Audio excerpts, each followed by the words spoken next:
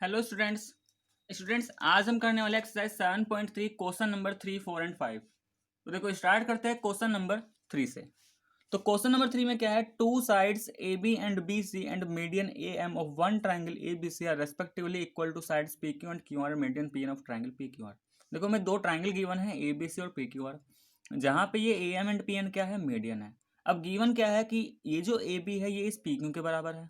ठीक है, देखो A B and B C and median A M one triangle respectively equal to sides P Q and Q R median P N. तो respectively का मतलब है यहाँ पे कि अगर इसका पहला साइड ए बी है तो ये इसका पहला साइड क्या दे रखा है, पी क्यू। तो ए बी और पी क्यू आपस में बराबर। सेकंड यहाँ पे दे रखा है बी सी, तो यहाँ पे सेकंड दे रखा है क्यू आर, तो बी सी और क्यू आर आपस में बराबर। थर्ड दे रखा है मीडियन ए एम और यहाँ पे है मीडियन पी एन, तो ए एम और पी एन आपस में बराबर है। और हमें शो करना है कि ए बी एम कॉन्ग्रेंट है पी क्यू एन के पहले वाला part and second part A B C congruent है पी क्यू आर के। तो हमें ये दो पार्ट शो करने हैं। तो देखो यहाँ पे हमें गिवन क्या है, triangle A B C triangle P Q R, जिसमें ए एम पी एन क्या है, मीडियन। ये जो ए बी है ये इस पी क्यू के बराबर, ए एम पी एन के बराबर और बी सी क्यू आर के बराबर, ये गिवन है। हमें प्रूफ करना है फर्स्ट पार्ट, हमें प्रूफ करना है ट्राइंगल ए बी एम और triangle A P Q N क्या है, कॉन्ग्रेंट है। तो इन triangle A B M and triangle P Q N. अब देखो अगर हम ट्राइंगल ए बी एम और पी क्यू एन को लेते हैं तो देखो इसमें हमें ए बी और पी क्यू, ये तो हमें सीधे सीधे गिवन ही है, ए बी और पी क्यू क्या है, बराबर। और ए एम और पी एन ये भी गिवन ही है। तो दो साइड्स इस ट्राइंगल का, दो साइड्स तो इक्वल आ ही गया।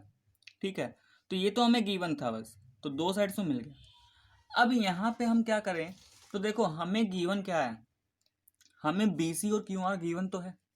ठीक है, तो अगर ये बी सी और क्यू आर बराबर है तो इस बी सी का आधा क्या होगा, बी एम, क्योंकि एम क्या है, मिड पॉइंट है बी सी का, एन क्या है, क्यू आर का मिड पॉइंट। तो अगर बी सी और क्यू आर बराबर तो इनका जो हाफ होगा वो भी बराबर होगा।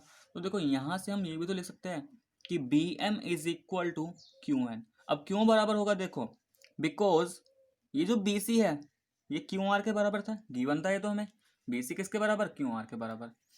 और अगर हम हाफ ऑफ बी सी लेते हैं और हाफ ऑफ क्यू आर कर लेते हैं तो क्या मिलेगा, हाफ ऑफ बी सी कितना हो जाएगा, बी एम लिख सकते हैं। हाफ ऑफ क्यू आर को क्या लिख सकते हैं, क्यू एन लिख सकते हैं। बिकॉज जो हमारा ए एम और पी एन है ये क्या है, यहाँ पे मीडियन है। ठीक है, तो चाहे तो यहाँ पे लिख सकते हो because A M and P N are median, इसलिए ये हमने इसके हाफ को क्या लिखा, बी एम और क्यू एन। तो इसका मतलब ये तो दो साइड गिवन था, तीसरा हमने यू फाइंड कर लिया, तो तीन साइड बराबर आ गया। तो देयरफॉर हम क्या बोल सकते हैं, therefore triangle A B M is congruent to triangle P Q N. और कौन सा रूल ये, side side side by S S S rule. तो ये तो हो गया हमारा फर्स्ट पार्ट। ठीक है, अब आ जाते हैं इसके अंदर सेकंड पार्ट में। तो देखो सेकंड पार्ट में हमें क्या शो करना है, ए बी सी और पी क्यू आर को कॉन्ग्रेंट शो करना है। तो जो भी कॉन्ग्रेंट शो करना है उन्हीं दो ट्राइंगल को हम ले लेते हैं, in triangle A B C and triangle P Q R. तो देखो ए बी के और इसका पी क्यू ये तो बराबर है, गिवन ही है, और बी सी बराबर क्यू आर, तो दो साइड्स तो हमारा डायरेक्ट आ ही गए, तो क्योंकि ये तो हमें गिवन था। अब जब भी दो साइड्स बराबर आ जाए या तो उसके साथ तीसरा साइड इक्वल मिले या फिर जो इंक्लूडेड एंगल है वो इक्वल आ जाए। तो ध्यान से देखो ये जो एंगल बी और एंगल क्यू है, अभी हमने जो ट्राइंगल कॉन्ग्रेंट प्रूफ किया ये तो इसका कोरस्पॉन्डिंग एंगल है, बी और क्यू इसका कोरस्पॉन्डिंग एंगल है। और ए बी एम और पी क्यू एन दोनों कॉन्ग्रेंट है तो बी और क्यू तो क्या होंगे, बराबर होंगे। तो यहाँ से हम लिख सकते हैं angle B is equal to angle Q.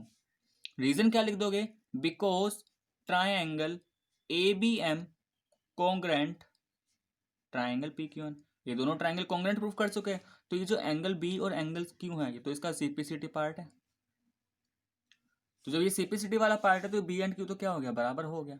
इसका मतलब ये दोनों ट्राइंगल भी क्या बन गए, कॉन्ग्रेंट बन गए। तो यहाँ पे क्या लिख देंगे, therefore triangle A B C congruent triangle P Q R. लेकिन कौन सा रूल, दो साइड आई है और इंक्लूडेड एंगल यूज हो रहा है, तो by side angle side rule, by S A S rule. तो ये था हमारा question number third. Next question number 4। देखो क्वेश्चन नंबर 4 में क्या है, BE and C F are two equal altitudes of a triangle ABC. एक ट्राइंगल एबीसी है, उस एबीसी में बीई एंड सी एफ दो क्या है, दो इक्वल एल्टीट्यूड्स है। आगे लिखा using RHS congruence rule RHS congruent rule की हेल्प से हमें शो करना है कि जो एबीसी है क्या है, एक आइसोस्केलेस ट्रायंगल है। तो देखो सबसे पहले हम क्या करेंगे, एक ट्रायंगल बना लेते हैं। ये हमारे पास क्या है, एक ट्रायंगल है, ठीक है। तो ए बी सी एक ट्रायंगल है। अब एल्टीट्यूड जो है क्या है, बीई एंड सी एफ। तो बीई एल्टीट्यूड है तो बी से अपोजिट साइड्स पे एल्टीट्यूड बनेगा, तो ये क्या है, बीई यहाँ पे आएगा। और सी एफ एल्टीट्यूड है, यानी कि सी से एल्टीट्यूड है तो एफ इधर ही मिलेगा, क्योंकि जिस वर्टेक्स से बुलाएगा तो उस वर्टेक्स से अपोजिट साइड पे एल्टीट्यूड होगा। तो ये सी एफ क्या है, एक एल्टीट्यूड है। तो देखो गिवन क्या है, गिवन में हम क्या लिख देंगे यहाँ पे, triangle A B C in which BE and C F are altitude. एक ट्रायंगल है हमारे पास जहां पे ये बीई एंड सी एफ क्या है, एल्टीट्यूड है। और इस तरीके से कि जो दोनों एल्टीट्यूड ये गिवन है, ये क्या है, आपस में बराबर। तो ये हमें गिवन था क्वेश्चन में। अब देखो अगर ये एल्टीट्यूड है तो ये तो 90 डिग्री बनाएगा यहाँ पे। अगर ये एल्टीट्यूड है तो एंगल बी ई सी और एंगल सी एफ बी, ये दोनों तो 90 डिग्री बनाएंगे, ठीक है। तो एल्टीट्यूड का मतलब ये हुआ कि जहाँ पे भी साइड्स को कट कर रहे हैं वहाँ पे 90 डिग्री बना रहे होंगे। तो देखो हमें शो करना है कि ए बी सी क्या है, एक आइसोस्केलेस ट्रायंगल है। और हमें कौन सा रूल अप्लाई करना है, आरएचएस रूल। तो हमें ऐसे दो ट्रायंगल लेने पड़ेंगे जिसमें हमारा राइट एंगल मिल जाए, हाइपोटेनस मिल जाए और साइड मिल जाए। तो देखो अगर मैं ट्रायंगल बी एफ सी लेता हूँ और इसके साथ सी ई बी लेता हूँ, तो उसमें ये दो एंगल तो बराबर आ जाएंगे 90-90। और इनके सामने वाला साइड वो क्या बनेगा, इनके लिए हाइपोटेनस। और ये जो बी सी है, दोनों ट्रायंगल के हाइपोटेनस और ये तो कॉमन है। तो हमें ट्रायंगल जो लेना पड़ेगा यहाँ पे, तो हम क्या करते हैं यहाँ पे, in triangle B F C and triangle, देखो बी एफ सी ये वाला, और इसी तरीके से C E B and triangle C E B. तो ये दो ट्रायंगल हमने कंसिडर किया। तो देखो यहाँ पे क्या आएगा, सबसे पहले ये जो B F C C F है, इस वाले का सी एफ और इस वाले का बी ई, ये तो हमें गिवन ही है, दोनों बराबर है। देखो गिवन था ये तो एल्टीट्यूड बराबर है, ठीक है। तो ये तो हमें गिवन था। इसी तरीके से इसका एंगल सी एफ बी और इसका एंगल बी ई सी, ये दोनों भी इक्वल हो गए 90 डिग्री। और दोनों में बी सी क्या है भाई, बी सी तो दोनों में कॉमन है। तो ये क्या हो गया, ये तो हमारा हाइपोटेनस हो गया ना। तो हम क्या बोल सकते हैं यहाँ से, देखो यहाँ से हम बोल सकते हैं कि जो हमारा ट्रायंगल बी एफ सी है वो कॉन्ग्रेंट हो चुका किसके, सी ई बी के। लेकिन कौन सा रूल, अब देखो रूल हम चेक कर सकते हैं, किसी एक ट्रायंगल कंसिडर करते हैं बी एफ सी। हमने तो ये वाला एंगल लिया, उसके सामने वाला साइड लिया और एक ये साइड। तो एंगल के सामने वाला साइड आ रहा है, इसका मतलब राइट एंगल और हाइपोटेनस तो इंक्लूड हो गया और एक साइड इंक्लूड हो रहा है। तो कौन सा rule, RHS rule, by RHS rule. अब देखो अगर ये दोनों ट्राइंगल कॉन्ग्रेंट हो चुके हैं तो यहां से हम क्या बोल सकते हैं, angle B is equal to angle C. Angle B और एंगल सी क्या हो जाएगा, बराबर हो जाएगा। क्यों, क्योंकि ये क्या बन रहा है, इनका कोरस्पॉन्डिंग पार्ट। तो बाय सीपीसीटी, सीपीसीटी से हम क्या बोल सकते हैं कि जो इसका एंगल बी है और जिसका एंगल सी है वो क्या रहेगा, बराबर। इसका मतलब ये वाला एंगल और ये वाला एंगल बराबर आ गया। अब देखो हमें तो आइसोस्केलेस प्रूफ करना है ना, तो हमने पढ़ा है कि अगर दो एंगल्स बराबर हो जाएं तो उनके जो अपोजिट साइड्स होंगी वो क्या होंगे, बराबर। तो लिख दो यहाँ पे, सो बी के अपोजिट कौन सा साइड, ए सी, एंड सी के अपोजिट क्या, तो so A C equal to A B. अब रीजन तो बताना पड़ेगा, because sides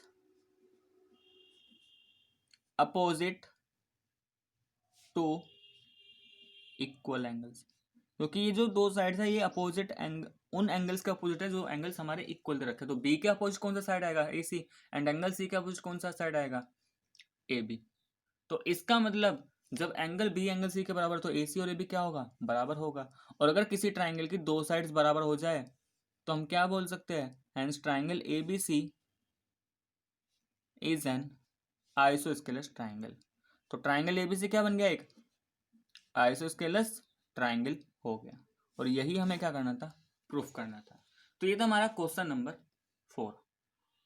exercise 7.3 last question, question number 5। देखो क्वेश्चन नंबर 5 में क्या गिवन है, ABC is an isosceles triangle, ABC एक आइसोस्केलस ट्राइंगल है with AB equal to AC, जहां पर AB और AC क्या है, दोनों बराबर। Draw AP perpendicular BC। अब लिखा है क्वेश्चन में कि AP एक परपेंडिकुलर ड्रॉ करो BC पे, to show that angle B equal to C, और शो करो वहां से कि जो B है, एंगल B है वो C के बराबर है। तो सबसे पहले देखो एक हमने ट्राइंगल लिया, यहाँ पे ABC क्या एक आइसोस्केलस ट्राइंगल है, तो यहाँ पे क्या है, ABC is isosceles triangle in which AB is equal to AC। तो ये क्वेश्चन में बोला ही था कि ABC एक आइसोस्केलस ट्राइंगल जिसमें AB और AC क्या है, बराबर। ठीक है, अब यहाँ से A से एक BC पे परपेंडिकुलर ड्रॉ कर रहे हैं, और क्वेश्चन में ही बोला गया है वो कि AP जो है परपेंडिकुलर है किस पे, BC पे। इसका मतलब जो AP है वो परपेंडिकुलर BC पे, मतलब ये एंगल कितना 90, तो ये एंगल भी कितना, ये भी तो 90 होगा। अब हमें शो करना है B और C को कॉन्ग्रुएंट इक्वल लेकर आना है। तो देखो अगर हम ट्राइंगल ABP और ट्राइंगल ACP को कॉन्ग्रुएंट शो कर दे, तो वहां से B एंड C क्या बन जाएगा, कोरस्पॉन्डिंग पार्ट बन जाएगा। तो देखो in triangle ABP and triangle ACP, इन दो ट्राइंगल को ले लेते हैं यहाँ से। AB और AC ये तो हमें गिवन ही है, इक्वल है, इसका AB इसका AC बराबर है, गिवन था। ठीक है, AP ये दोनों में कॉमन आ गया, क्या आ गया, दोनों में कॉमन, और यहां से लिख सकते हैं angle APB is equal to angle APC each 90 degree. ये दोनों एंगल भी बराबर है क्योंकि दोनों क्या है, 90 डिग्री।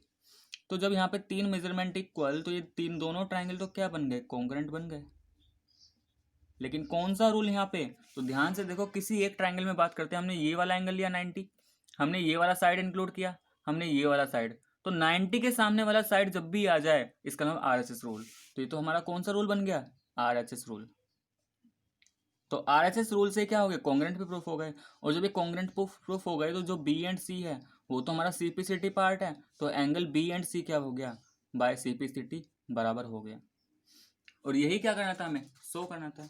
तो यहाँ पर हमारा एक्सरसाइज 7.3 खत्म हो चुका। तो स्टूडेंट्स अगर आपको मेरा वीडियो पसंद आए तो प्लीज़ लाइक करें, शेयर करें और कमेंट करके ज़रूर बताएं।